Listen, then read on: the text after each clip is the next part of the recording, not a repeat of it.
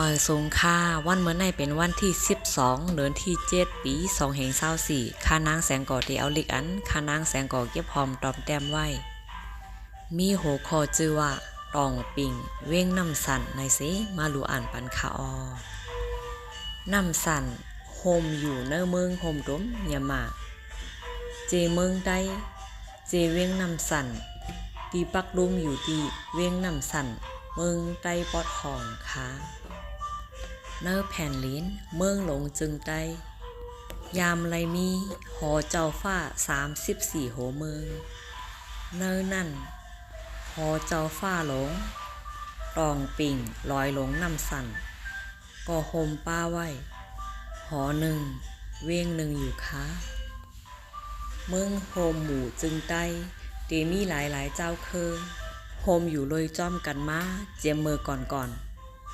ห้านต่อถึงย้ำในค่ะเนยแคบหางเจอในเป็นแคบหางเก่าปานเมื่อนั่นปีเหง8ปาก86ถึงเหงเก่าปากปลาย10เจอในเจ้าคือปะลองอันอยู่ในเวียงน้ำสันปะลองร้อยล่าร้อยเงินร้อยคำเจอในเตนับย้ำพุทธศาสนาแลมีภาษาพิงทุ้ง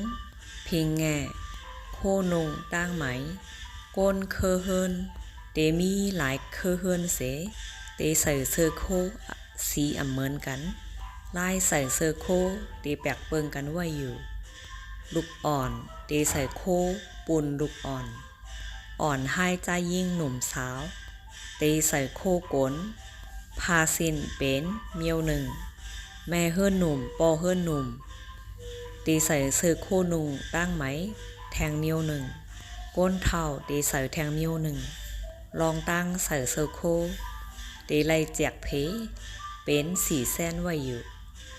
เป็นอัน4 หางหลีตาเต้เครื่องห้อยเครื่องตื้อกำน้ำเตเป็นเงินเต้เงิน7คำหลีเจอในค้าเว้งน้ำสั่นเตเป็นลอยสูงต้นยาววาดยองกองมูล้อมหอบหลังเฮินขับจอมตับสันลอยสูงต้นยาวหน้าการเฮ็ดให้หน้าสนเล่งโตสัดผูกหมักไม่หมักตอกสนเน่งไลก้าขายออกกว่าหลายเมืองเป็นเว้งอันสายาโมนเซอร์กัดเย็นหลีติคาออ